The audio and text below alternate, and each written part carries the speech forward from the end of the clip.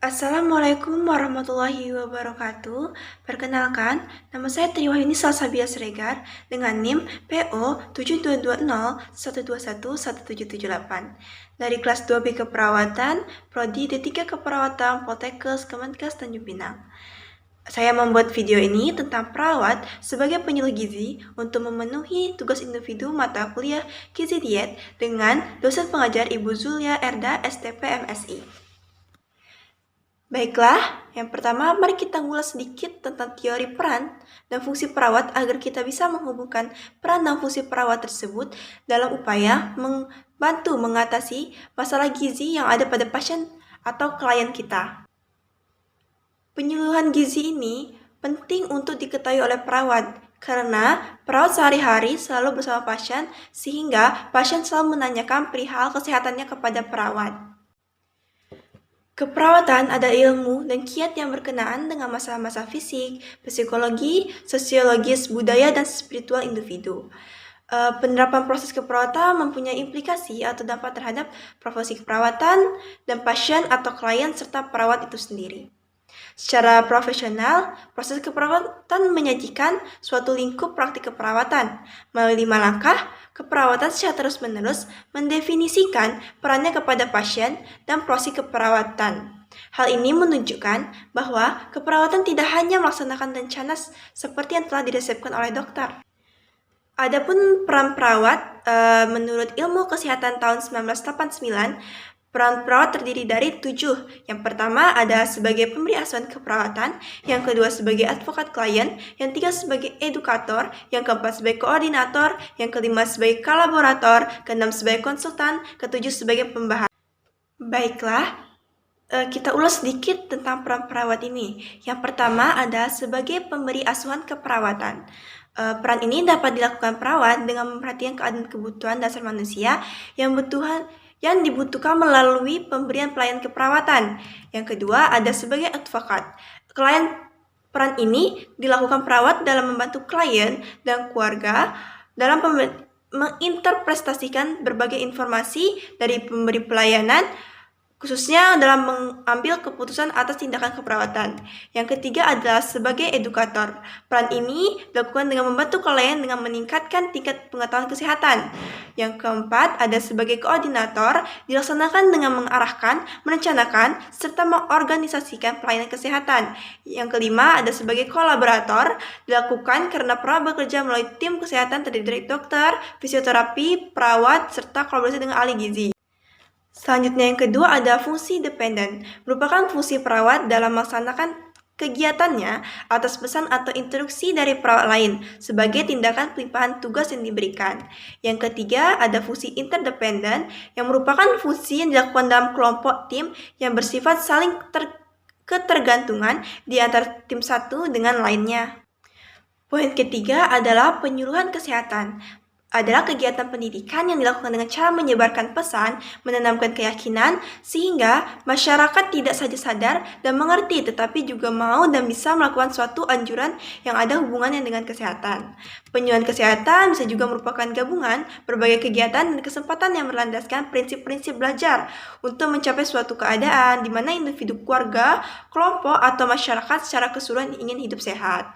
Atau masyarakat bagaimana caranya melakukan apa yang dilakukan secara perseorangan maupun perkelompok. Adapun sasaran penyuluhan bisa individu, keluarga, kelompok, atau masyarakat. Individu dapat dilakukan di rumah sakit, klinik, puskesmas, posyandu, dan penyuluhan keluarga terutama pada keluarga risiko tinggi seperti keluarga yang menderita penyakit menular, keluarga dengan sosial ekonomi rendah. Penyuluhan pada kelompok ada pada ibu hamil, anak balita, atau masyarakat yang rawan terhadap masalah kesehatan seperti lansia, anak sekolah, dan lain-lain.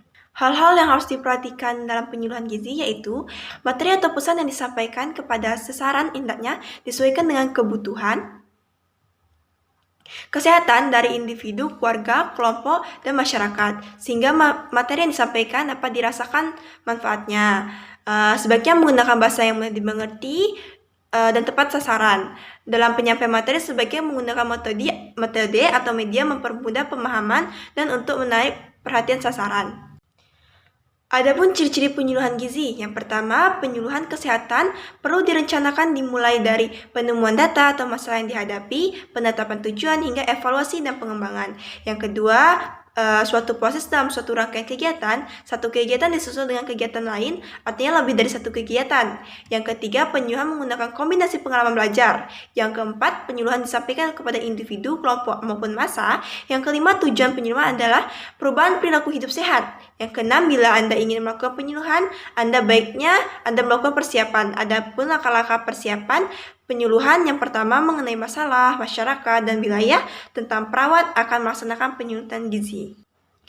Cara mengenal masalah, yaitu A. Mengenal program yang akan ditunjang dengan penyuluhan, mengenal masalah yang ditanggulangi, dasar pertimbangan untuk menentukan masalah, mempelajari masalah tersebut, meliputi pengertian, sikap, dan perilaku.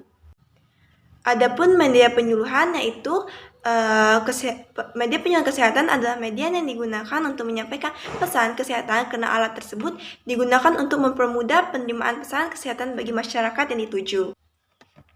Adapun pengelompokan media penyuluhan berdasarkan reproduksinya, yaitu ada media cetak, media elektronik, bahkan luar ruangan. Yang pertama ada media cetak, yaitu suatu media statis yang mengutamakan pesan-pesan visual. Media cetak terdiri dari booklet, leaflet, selembaran, flip card, rubrik atau tulisan pada surat kabar, poster, dan foto yang mengungkap informasi kesehatan yang berfungsi untuk memberi informasi dan menghibur. Yang kedua, media elektronik, yaitu media bergerak dan dinamis, dapat dilihat dan didengar dalam menyampaikan pesannya melalui alat bantu elektronik. Adapun media elektroniknya meliputi televisi, radio, video, slide, bahkan film. Yang ketiga ada luar ruangan, yaitu media yang menyampaikan pesannya di luar ruangan secara umum melalui media cetak dan elektronika secara statis, yaitu misalnya A. Pameran, B. Banner, C. TV layar lebar, D. Spanduk, dan juga bisa papan reklam. Poin terakhir yaitu konsultasi gizi. Konsultasi gizi merupakan serangkaian proses belajar untuk mengembangkan pengertian dari sikap positif terhadap makanan agar penderita dapat membentuk dan memiliki kebiasaan makan yang baik dalam kehidupan sehari-hari.